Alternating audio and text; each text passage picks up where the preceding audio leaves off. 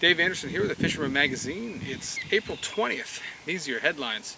First of all, I got more headlines than I have time for this week. We've got striped bass, well, schoolie striped bass, making it all the way to the middle of Buzzards Bay.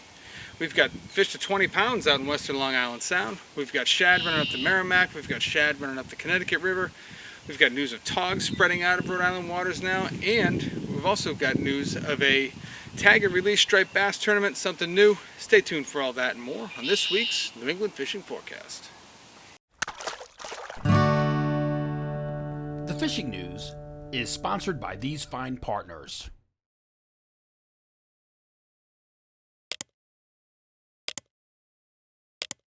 So before we begin, we just got a couple of news items to cover. The first one is that tag and release striper tournament I was talking about. This is called Striper Quest, and it's going to be put on, or it's being put on, by Gray Fish Tag Research. A lot of great sponsors, including the Fisherman magazine. And they're calling it invitation only, which really means it's limited entry. So the way you're going to find out your information on it is you're going to call Gray Fish Tag Research at the number on the screen, or you're going to send an email to roxanne@grayfishtag.org. This tournament is designed to aid in their research, so that all these tagged fish are going to help out with their studies on striped bass and how they survive after release, where they go, all that stuff. So it's a really good cause. I know they're going to have some great prizes, and again, it's limited entry. It's going to be on May 18th, and it's run out of Highlands, New Jersey. So give them a call or shoot them an email, get some details, and definitely check that out. If you're a hardcore striper guy, it's one of those things that might feel really good to get in on that and participate in. So check that out. The other thing was I spent the better part of today helping a bunch of kids, a bunch of local kids, and the Massachusetts Department of Fisheries and Wildlife stock trout. This was a really fun day. I could not have prepared myself for the turnout. There had to be, geez, I bet there was 450 people there, and more than half of them were kids. It was fantastic. These guys put on a great demonstration. They take a bunch of the trout out of the tank, they put them in aquariums so the kids can check them out. They give you a little presentation. They talk about the history of the trout. They talk about why the stocking program exists. And they give you little factoids, like something I didn't know. Maybe you knew this, but did you know that a rainbow trout is not actually a trout? Genealogists for years thought that they were some kind of a offshoot of the brown trout. Well, as it turns out, they've done some more research now, and they found out that they're a closer cousin of the Pacific salmon. So in truth, they should be called the rainbow salmon, which I thought was pretty cool. So they give you stuff like that, and then they line up all these kids. They had, I don't even know how many kids were in that line. I couldn't see the end of it. But they're stocking, they give each one of these kids a net full of trout, and they all go out there and release the trout. It was pretty hilarious watching them and their various methods of releasing them. And just, the thing that really kind of warmed my heart about the whole thing is, part of my job, at least I feel like part of my job, is bringing that next generation along in fishing. And it was really great to see that enthusiasm. There were a lot of kids that were really fired up to do that. They were really excited. One kid in particular, this kid named Wes, I pulled him aside for an interview, but he was like the trout police. Every time someone would release one of those fish that would swim back up on the shore, he'd run right in front of the stocking guy and pick it up and chase it all around, and finally get it in his hands and bring it out to deeper water. He was soaked, he was freezing, but he was having a great time, so check this out. I was watching you over there. You like to let these trout go, don't you? Yeah. You're like the trout rescue. You look a little cold. How many trout you think you let go today? You think you did more than 10? All right. Well, I'll let you go get warmed up. If you have little ones at home, I highly recommend you guys checking one of these things out. I think there's a few more toward the end of the week out in western Mass or interior Massachusetts. But even if you live on the coast and you missed this one, definitely keep your eyes open for next year's installment, because I talked to a few guys that were there. They said that this thing just keeps getting bigger and bigger every year, and again, they do a fantastic job. It's one of those things you just definitely do not want to miss. Last up, of course, is the giveaway, which is ongoing. I have to tell you guys, I got another fantastic photo this week, and this was a clear indication that some of you are taking this a little bit more seriously. This guy really upped his game. I'm going to keep you in the dark on the particulars of the actual photo. We'll reveal them at the end of the tournament or contest. But I mean, this one was good enough where I'm saying to myself, now I think I'm going to have to give away 2 plugs at the end of this, because it's going to be really hard for me to pick between the 2 that I've got. And there's still lots of time to get in on this thing. It's going to run through May 17th, so you got almost a month to try to topple one of these guys and take the prize out of their hands. Basically, it's quite simple. It's just got to be a recently caught fish, and it's got to show you in the photo. You send them to me at danderson@thefisherman.com or text them to the number on the screen. And remember, if you do email them over, just put contest or giveaway in the subject line so it's easy for me to know what it is and to find them when I'm picking out all the photos. Send them in to me, and we'll pick a new winner.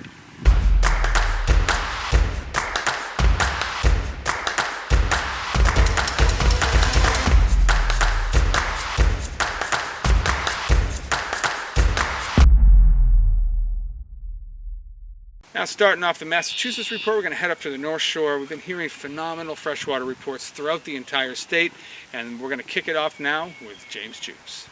Just out here on a trout pond in Haverhill, checking out a few things. Got the wind right in my face, not fun. Anyways, reports this week. I've been out shad fishing every day. Every day I've gotten a shad. Some larger fish coming through too, so get out there if you can. The rest of the Merrimack is on fire.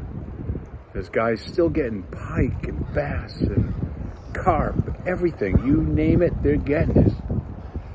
And the holdover stripers are still out there. Although I think over the weekend it kind of slowed up a bit with that temperature change. But things are only getting better.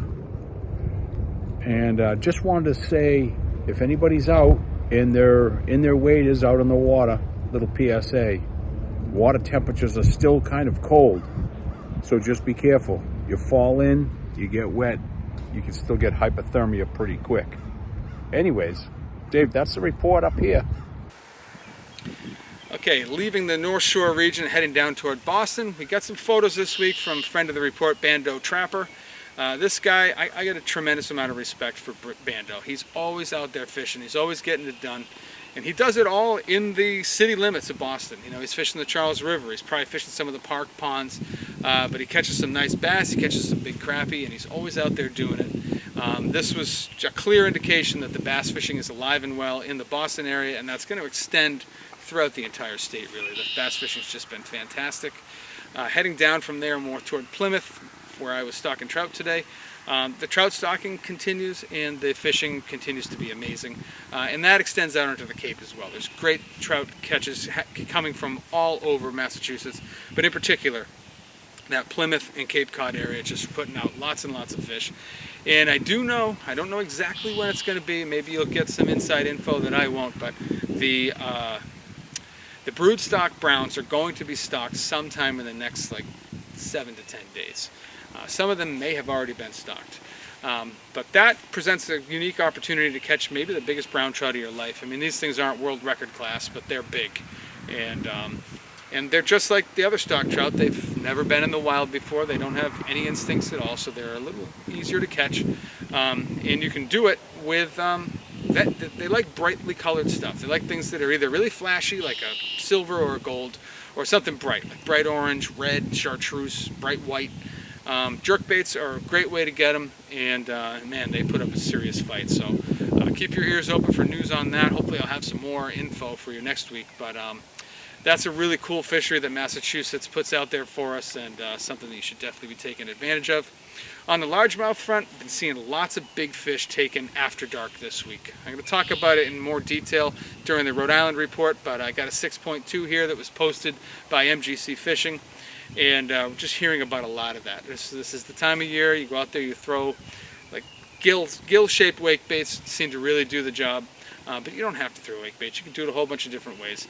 But in either case, the bass fishing is on fire right now, all throughout the state. And with this new moon coming through right now, we're just getting past it. That nighttime fishing has just been top-notch. Last thing out on the Cape is, of course, the holdover striped bass fishing, which seems to be getting better every day, and it won't be long before they're joined by some of these fresh fish. We're getting reports of stripers moving as far as West Island and Fairhaven, and that report is already a few days old, so they may be in Wareham, they may be pushing up the Weweantic, but in either case, it won't be long before there's fish in the Weweantic and the Wareham River, up in Mattapoisett Harbor, and making their way into the Canal. That's sort of next on all their lists there, so keep your eyes open for that. For a little bit more on some of the inland things, we're going to have a couple reports here. The first one's going to be from Roy Leyve. Hey Dave, Roy Leyve here with this week's Western Mass Report. Let's start off with Quabbin. It opened up last weekend, and the fishing has just been bonkers. Guys are really destroying both the smallmouth bass and the Lakers out there. Not sure what they're using. I've seen even some really nice salmon, which look like they've been trolled up, but I think most of the smallmouth and Lakers are coming on either drop shots or net heads or something like that, or paddle tails. Other than that, Connecticut River is high, very high, because we've gotten a lot of rain as well. The good news is that shad have started to show up, as well as striped bass in the river. And the smallmouth bass have moved up pretty well. Carp fishing continues to be strong. Largemouth bass fishing continues to be strong. Crappie continues to be strong. They're probably, if not over spawning, they're still spawning. So find them guys pretty tight to the brush. Other than that, that's it. I've spent most of my time this past week in the woods, loading up on fiddleheads. The season is so quick. If you don't know what a fiddlehead is, it's kind of like, it's a fern. It's the ostrich fern, and you pick it when it's still young. It tastes like asparagus, only much sweeter, no side effects. It's delicious stuff that comes from the wild. But other than that, I will catch up with you guys next week. Hope all is well. If you're not getting out there, get out there. This is school vacation week. The trout fishing is just, it's good. And they've been putting a lot of big fish in, and I'm sure that this week, with all the kids being out of school, they shall continue to put in some big trout. All right, catch you guys later.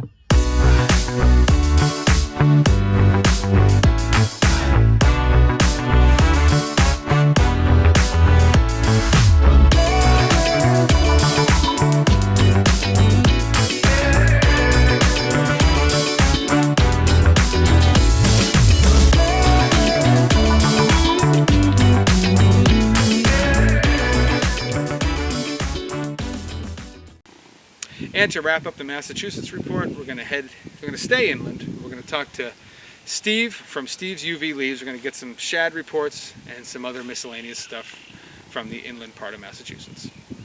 The story of the day is a high and blown up and dirty Connecticut River.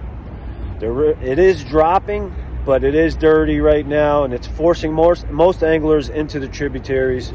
The tributary fishing has been okay. Below the border in Connecticut, the tributaries have been actually pretty consistent as far as the shad bite goes, with fish being reported up to about 4.5 pounds. The Mass tributary bite is getting better. It was pretty good this weekend, early in the morning. We consistently caught fish for about an hour and a half first thing, and then it just shut off, and then became a really slow pick. So, I mean, there is some bycatch also with shad fishing. Ron Moran Jr., again, with a good fish, hooked what looked to be 5 or 6 pound channel cat on a Steve's Leaves. So if you want to target catfish, it sounds like they're getting pretty aggressive right now. The striped bass bite has improved considerably, with fish up to 38 inches being caught and consistent multi-fish days. It's only getting better. We need the river to clean up a little bit, and then it is on.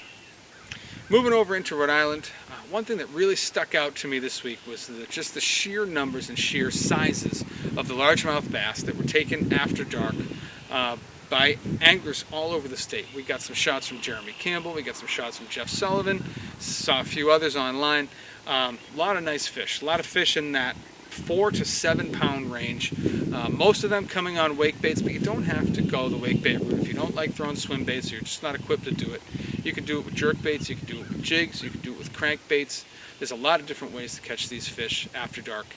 And with this new moon that we're just coming off that new moon, and that bite just really fires up at this time of the year. You may want to write that down for next year as well. Anytime we get those big moons in April, we tend to see some really nice fish taken in New England. So, get your headlamp, get your big baits, get out there. Good chance you're going to find some big fish. For a little bit more on what's going on in the eastern half of the state, let's toss it over now to TJ Kopecky. Thanks, Dave. Hey guys, nice to be back again reporting for the East Bay area and southeastern Massachusetts waters. A lot of things to talk about this week. First, we can talk about the saltwater. This week we got a good moon. Thursday and Friday. Well, Wednesday, Thursday, and Friday looks like to be the highest tides. With that new moon, I think we are going to get a big push of fish, stripers mainly, to tautog, all up into the rivers here. I had an opportunity to get out and do some tautog fishing in the Warren River this weekend. It was a little slow, but we did manage to get a couple of keepers. We did use crabs. We were fishing in the American Tour, so I'm sure everyone's familiar with that area. Basically fishing straight up and down along the walls there, which there is public access for anybody to fish there. While we were fishing there, we did hear lots and lots of splashes of what we assumed would be like small stripers feeding on bait in the river there. We were fishing at dusk, just trying to catch the tide. It's very tide specific when you're fishing there. The incoming tide is probably your best about 2 hours before the incoming tide. When we fished there, we were there probably at half an hour before, and we fished with the slack. So the bite, like I said, wasn't that good, but if I think I was there at the right time, it would have been. I just ran out of time this weekend to get out there and fish. I do believe that we're going to have a big push again, like I'm saying, this week with fish coming in. We're already seeing reports of guys catching them out in the West Wall, out towards Point Judith, and into Newport, catching striped bass. So I do think we're going to have a big surge of them. I also got some reports of some squid on Rhode Island. And Dave, you can probably talk more about that, but people get like about a half a bucket each.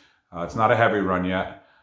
It could be by the time that you're getting this report, it could be a lot better than it is.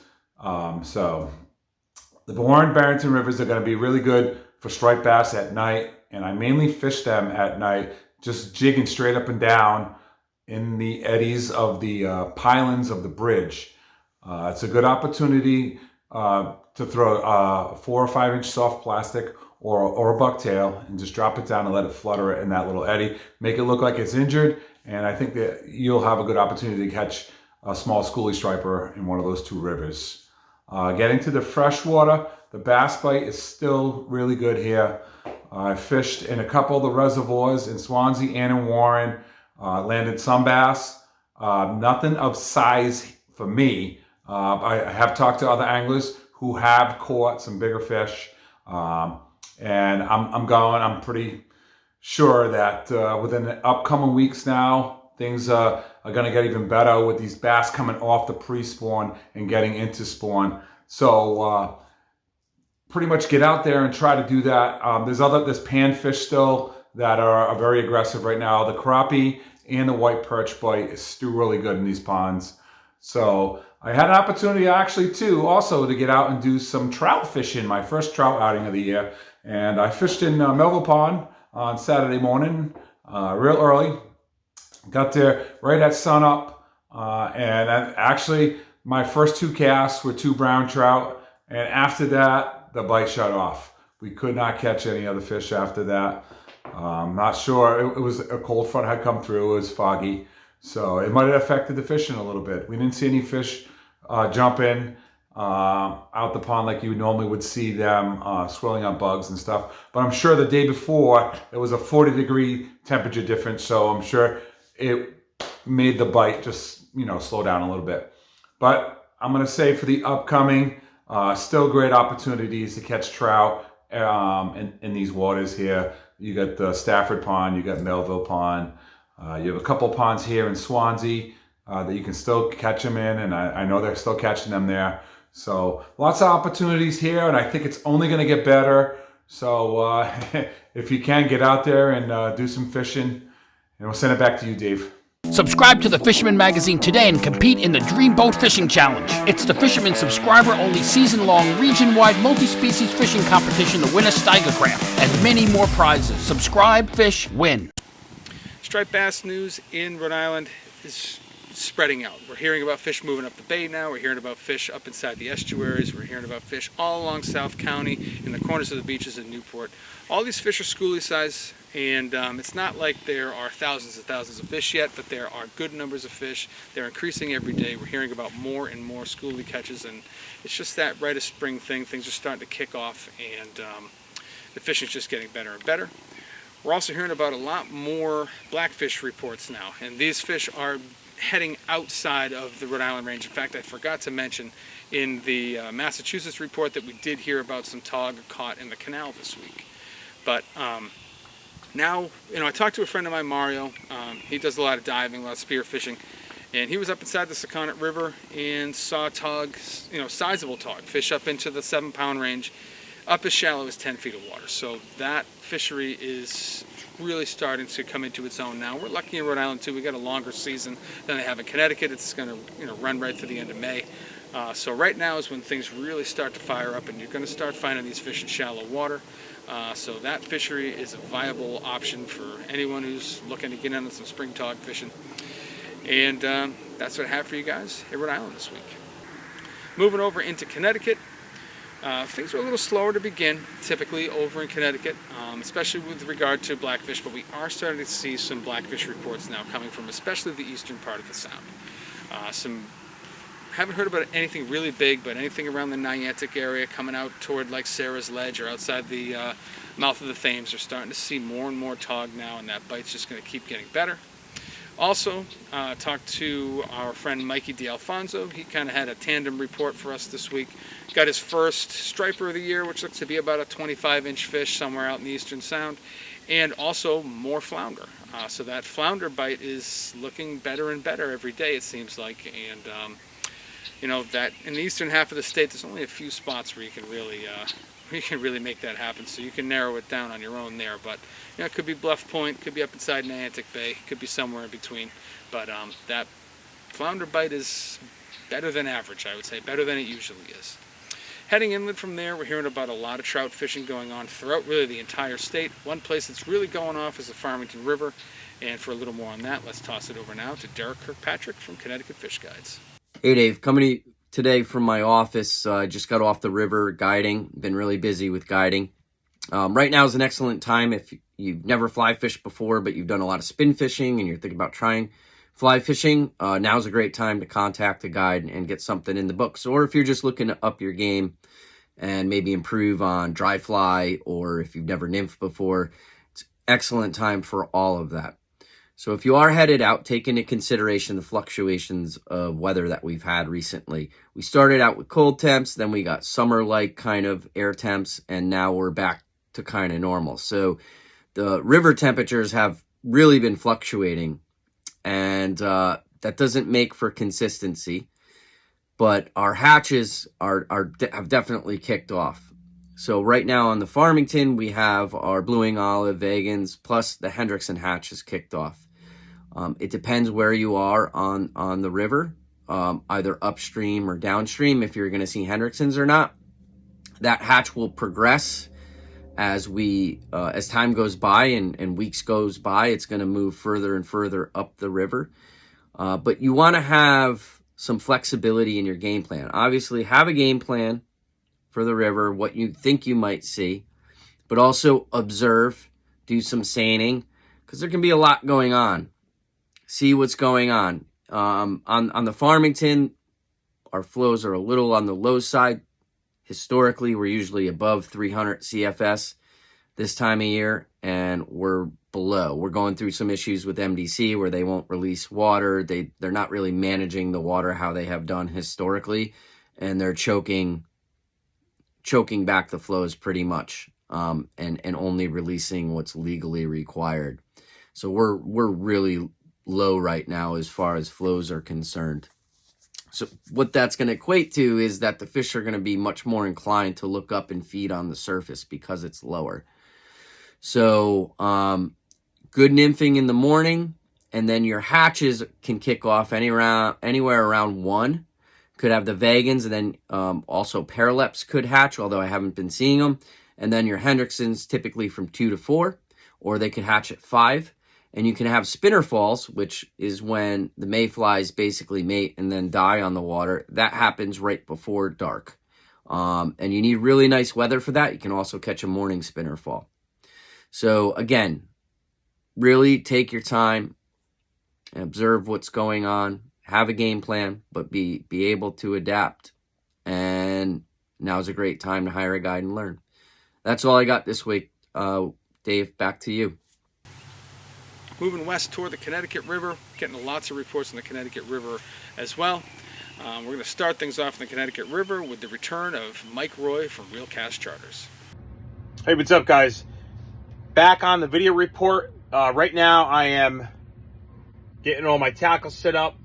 Got a lot of Spro terminal gear and Gamakatsu hooks. But let's talk about this week's fishing report. Right now, you're seeing water temperatures in Long Island Sound around 47 degrees. In the rivers, up to about 56. So you have about a 10-degree discrepancy. Keep in mind that the tide is going to impact that greatly, as well as the, whether it's sunny or cloudy. What I'm seeing for striped bass, holdover striped bass, they've been in a lot of these rivers all winter. They're starting to get more active. There's actually some peanut bunker around right now, which is pretty cool that some of those peanut bunkers have stayed over. They're getting hit. I've seen them get hit on the surface occasionally. I wouldn't depend on it. Best bet right now is going to be your soft plastics. That's your 5 3/4 inch finesse fish, your 7-inch sluggo. That's getting the majority of the bites. The fish are still lethargic, but as it warms up, the bite should improve. That's it, and check us out next week. I'm sure it's going to get better. Now heading up the Connecticut River Valley, we're going to get a report from Rowan Lytle. Hey everybody.